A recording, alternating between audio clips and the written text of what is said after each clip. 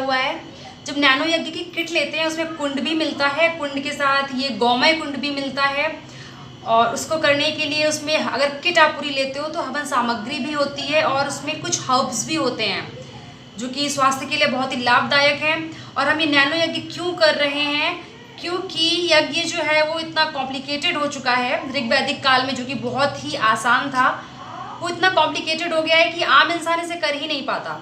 But basically इसे किया जा सकता है बहुत ही कम समय में, इसलिए सिर्फ हम नैनो यज्ञ की बात करते हैं। और नैनो यज्ञ मैंने किया है पहले भी, वाकई बहुत बेनिफिशियल है ये। और थोड़े ही समय में थोड़ी ही चीज़ों के साथ में ये बहुत अच्छा यज्ञ हो जाता है। हम देख सकते हैं कैसे एक रुई की बत्ती हमें भिगो के इसमें रखनी होती है, फिर हम उसको कंटिन्यू ताकि जल सके, इसलिए हम उसमें घी भी ऐड करते हैं थोड़ा सा।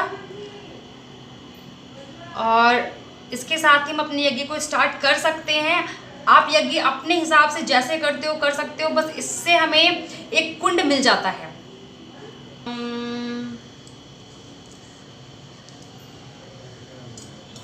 पुष्पाणि धूपम दीपम नैवेद्यम समर्पयामि। अब हमने अपने कुंड देव का पूजन कर दिया है। अब यहाँ पर हम स्तवन करेंगे। चल अब हम एक गौमय कुंड, लकड़ियों के तौर पर हम यहाँ क्या करते हैं, गौमय कुंड अगर आप लेते हो तो इसमें आपको 30 कुंड मिलते हैं, मीन्स आप 30 डेज इनको कर सकते हो। इसमें अगर हम देखें तो आप देख सकते हो पूरा सेट बना हुआ है और इसको हमें ऐसे रख देना है।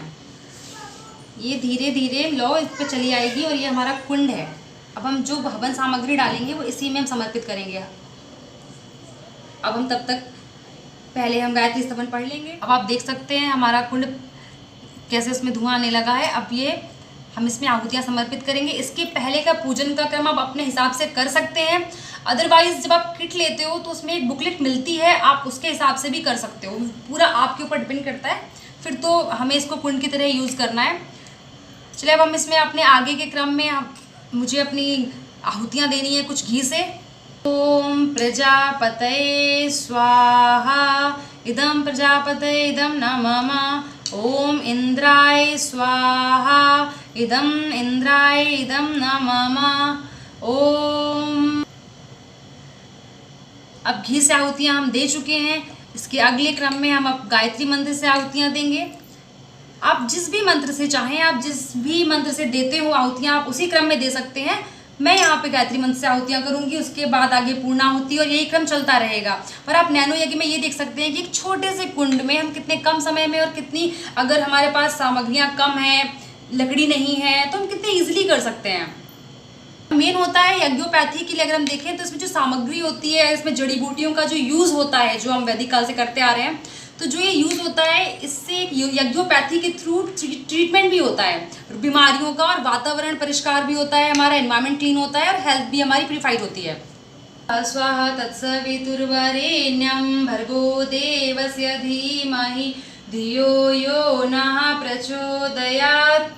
स्वाहा इदं गायत्री इदं नमः। ओम भूर्भुवः स्वाहा तत्सवितुर्वरेण्यं भर्गो देवस्य धीमहि धियो यो नः प्रचोदयात्। स्वाहा इदं गायत्री इदं नमः।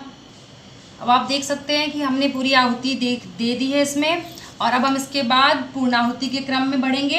अब ये हमारा पूरा यज्ञ इसके बाद संपूर्ण हो जाएगा।